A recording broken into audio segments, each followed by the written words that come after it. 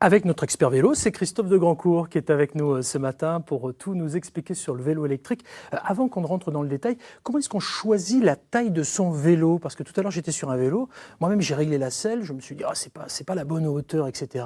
Pour tous ceux qui nous regardent, alors ça c'est valable pour le vélo électrique comme pour le vélo classique. Comme vélo classique. Alors en vélo électrique, la taille va avoir un petit peu moins d'importance puisque comme vous êtes aidé par l'assistance, la position idéale, je dirais, c'est celle où on va se sentir le mieux sur son vélo. Alors que c'est vrai, quand on recherche dans les vélos musculaires la compétition, l'efficacité, là, il faudra que votre vélo réponde à des codes très précises. J'ai entendu dire qu'on réglait la selle, par exemple, au niveau de la hanche. Je me trompe ou pas? Si, c'est une des mesures que l'on peut prendre. On peut aussi se mettre sur la selle et poser son talon pédale bien en bas. Il faut que la jambe soit tendue. Bon, voilà. En tout cas, nous, on va vous en dire beaucoup plus sur le vélo électrique qui est plus que tendance. Regardez en image ce que ça donne et puis nous revenons ensemble pour se poser les bonnes questions et bien choisir son vélo électrique en Bourgogne-Franche-Comté. Ah bon, tu vas tous les jours au boulot en vélo? Oui, avec mon vélo électrique, c'est hyper confort.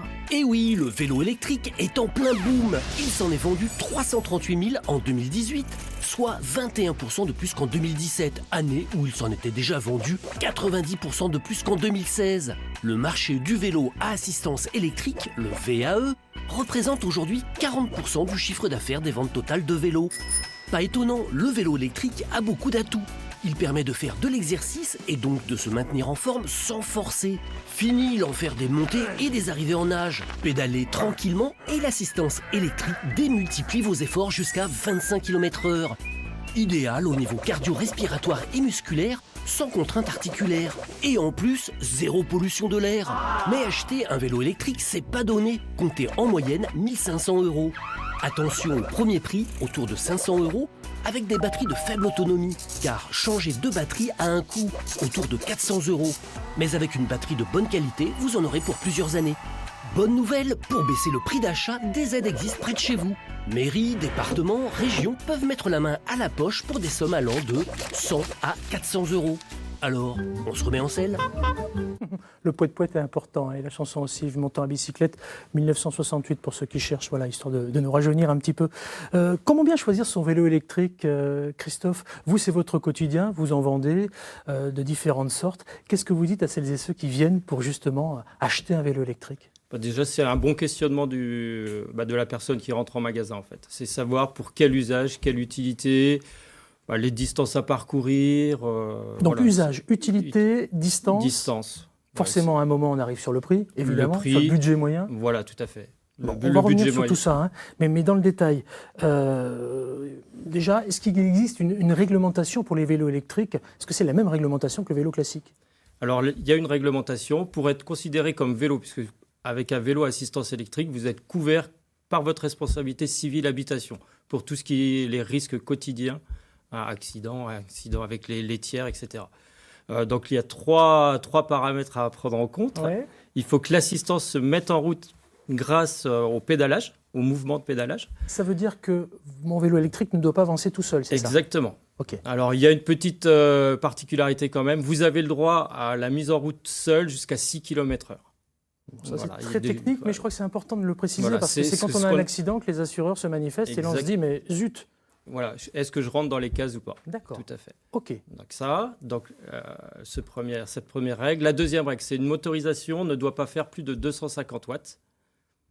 Voilà. Ouais, ça veut dire en kilomètres/heure? Parce que moi, ça me parle pas les watts. En fait, c'est la puissance du moteur, tout simplement. Donc, on demande à celui qui nous vend le vélo électrique ou quand on va l'acheter, attention, il ne faut pas que ça dépasse 250 watts parce que si j'ai un accident, je ne serai pas couvert par les assurances. Exactement. Et la dernière, c'est que l'assistance doit se couper à 25 km/h, plus ou moins 10%. D'accord. Voilà. OK. On parle aussi souvent beaucoup, quand on est en vélo électrique, d'autonomie avec les batteries. Oui. Votre avis? L'autonomie, après on peut trouver, l'autonomie influe sur le prix du vélo. Donc ça ne sert à rien d'avoir des grosses capacités de batterie si régulièrement on ne fait que 10 km.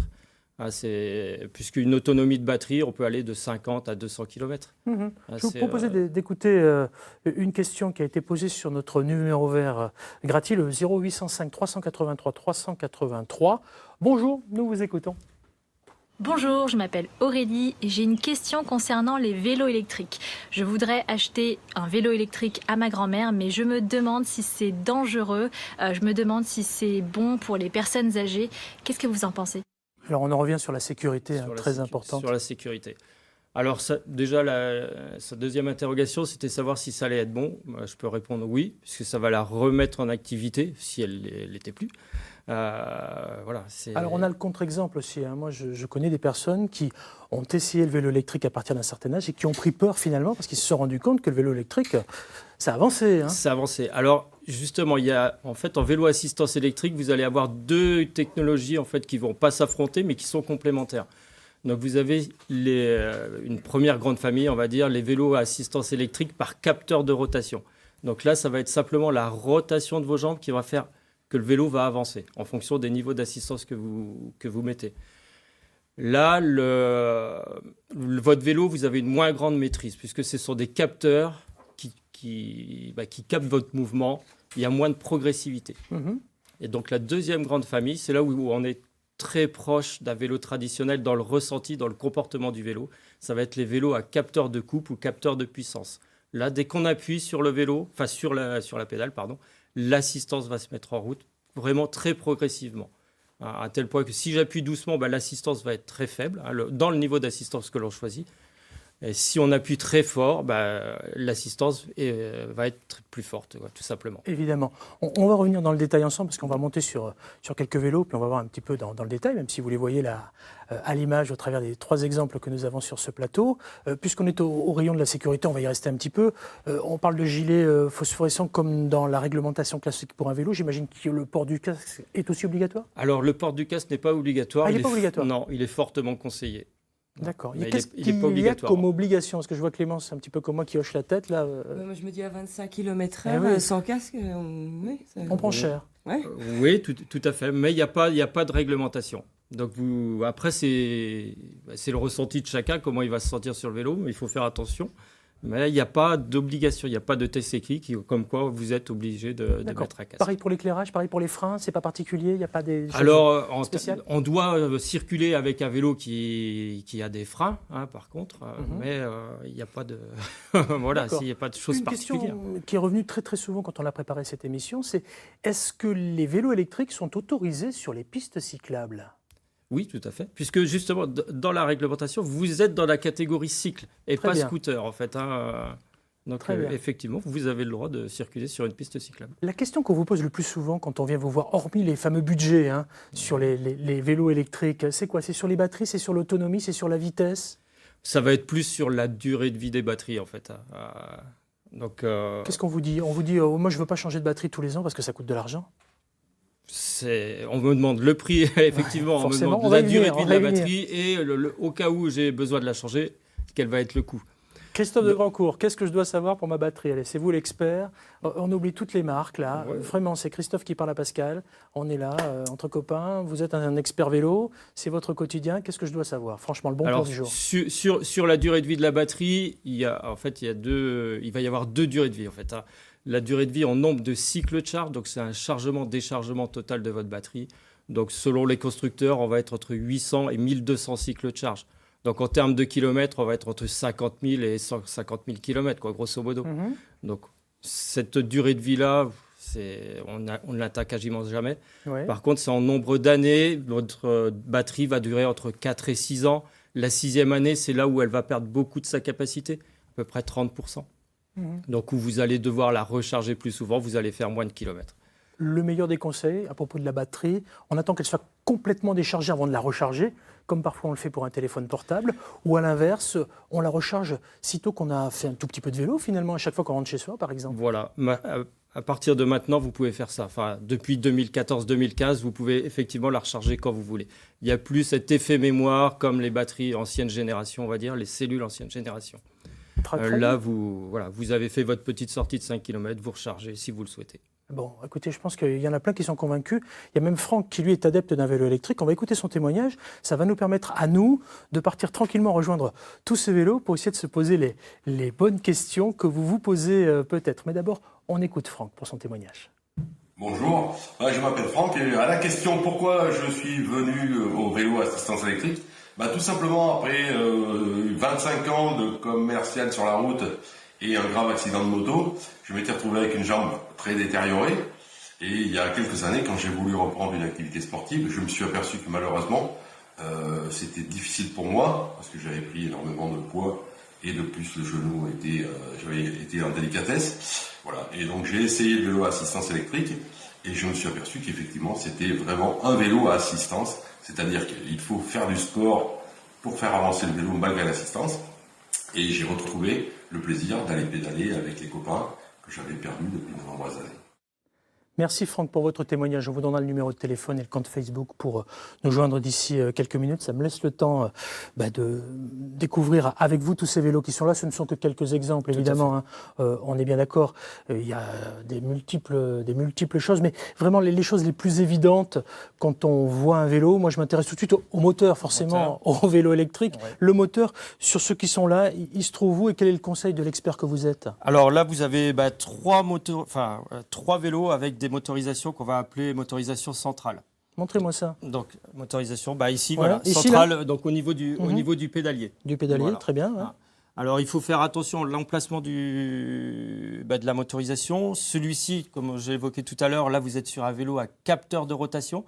Donc, je ne sais pas si on a le temps de faire un petit essai. Mais le problème, c'est pas un essai, c'est pas d'avoir le temps. C'est que voilà. Juste en statique, vous allez voir ce que je vous expliquais tout à l'heure, si vous le souhaitez.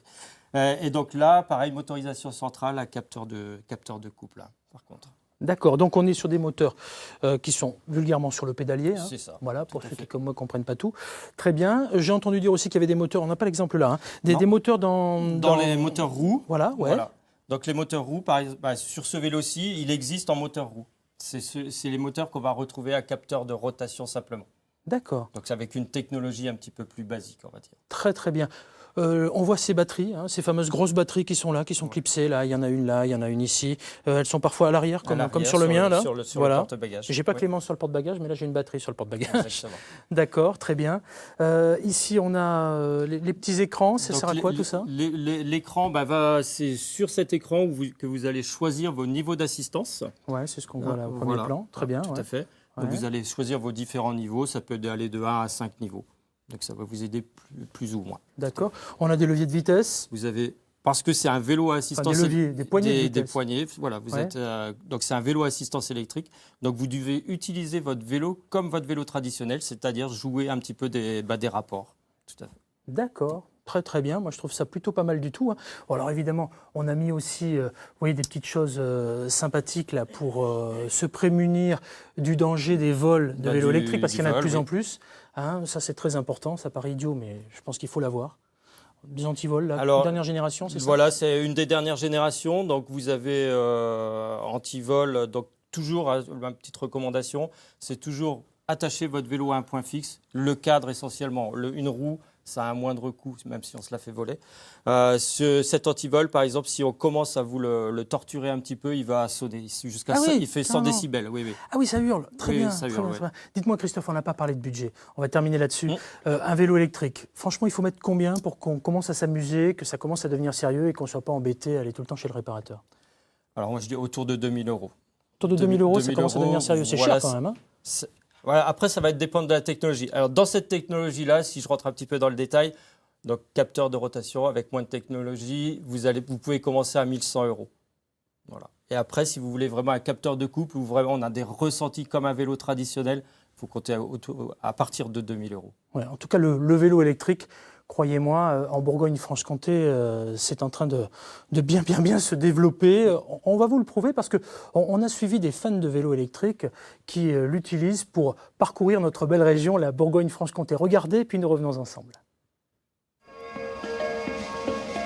Depuis les hauteurs de Besançon, le plaisir est toujours le même, celui d'être proche de la ville et dans une nature préservée, à pied, en vélo et désormais en VTT électrique.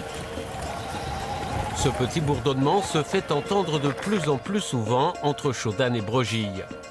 Entre le VTT classique et la moto, le VTT à assistance électrique est devenu une discipline à part entière. En termes de sport santé, il n'y a pas mieux. On n'a pas d'impact, contrairement à la course à pied. On a du pilotage au niveau des bras, au niveau du buste. Le vélo est beaucoup plus lourd. Il faut vraiment travailler le haut du corps si après on veut devenir performant. Ce n'est pas que du pédalage. On va également plus vite, donc c'est plus d'anticipation. Le vélo est plus lourd, donc au niveau des freinages, des appuis, il faut vraiment tout travailler. On est vraiment sur une discipline super technique. Après une belle carrière en VTT de descente, le Bisontin Marcelin Millet est devenu l'un des principaux ambassadeurs de l'électrique. Un expert des descentes et des montées vertigineuses. Mais quel que soit son niveau, le VTT AE permet d'explorer de nouveaux terrains de jeu et des sensations différentes. Voilà pourquoi cet engin hybride fait de plus en plus d'adeptes. Il y a un temps d'adaptation parce que la machine est plus lourde. Donc c'est vrai que pour le placer dans les virages, tout ça, au début, c'est pas forcément... Voilà, faut s'y faire. Mais une fois qu'on a bien pris la machine en main, c'est très agréable et ça va tout seul. Il y a des passages techniques qui se font beaucoup plus facilement parce que justement on est moins en force et voilà, ça passe beaucoup mieux. Ça a permis d'étoffer un peu les parcours, de découvrir de nouveaux sentiers. Là où effectivement je m'arrêtais assez facilement à se dire va falloir faire demi-tour, ça va pas être drôle. Ça permet aussi d'enchaîner 2 jours de suite, 2 sorties. Chose qui physiquement avec un normal peut être compliqué le lendemain. Ce boom de l'électrique, Karim l'a observé dans ce magasin dans lequel il travaille. Ces dernières années, toutes les marques ont étoffé leur gamme d'une utilisation de randonnée-balade à une pratique sportive. Ça aide. Après, en fonction de la pratique que vous voulez faire, effectivement, le budget sera plus ou moins important. Le marché est extrêmement croissant. On est sur des progressions à plus de 2 chiffres depuis plus de 3 ans. Au détriment du VTT classique ? Alors, au détriment, oui, sur le haut de gamme, effectivement. Une clientèle à 3-4 000 euros qui aujourd'hui n'hésite pas plutôt à prendre un électrique, mais complémentaire également. Voilà, en double utilisation vélo, haut de plaisir, haute façon de pratiquer. Pratiquer plus facilement, par exemple, le franchissement. Progresser techniquement, dans le Grand Besançon, le relief naturel du terrain et les constructions militaires offrent un terrain de jeu idéal. Par contre, en étant à gauche, ton regard risque de se fixer sur cette pierre avec ce petit plat. Et ça, il faut s'en méfier. En fait, on a la chance d'être une ville Vauban, avec une multitude de forts qui la ceinture. Et du coup, on a tous ces sentiers de garnison qui font, on va dire, le tour de la ville. Donc cette fameuse patrouille des forts, mais également les forts intérieurs. Et en VTT AE, quasiment que sur du petit sentier. Avec ou sans guide expert, le VTT AE est un plaisir à consommer sans modération, mais avec quelques précautions, un équipement adapté et une bonne connaissance de ses propres limites. Christophe, on l'a compris, le vélo électrique, c'est plus qu'à la mode. Quand on parle d'électrique, si je compare par exemple aux voitures, pour les voitures, c'est le SUV qui est particulièrement à la mode. Est-ce qu'il y a un SUV électrique, peut-être même hybride pour les vélos, ça existe ou pas? Non, pas pour l'instant. En fait, en termes d'hybride, voilà, les questions aussi qu'on me pose, c'est est-ce que ma batterie se recharge en roulant? Pour l'instant, non. Je pense que ça doit être dans les cartons des constructeurs, mais pour l'instant, oui, ça va venir. Patience, ça va venir. Tiens, si vous attendez patiemment le numéro de téléphone pour nous joindre, le voici, avec le compte Facebook, ça s'affiche sur votre écran. Regardez, 0805 383 383 et les matins de France 3, Bourgogne-Franche-Comté.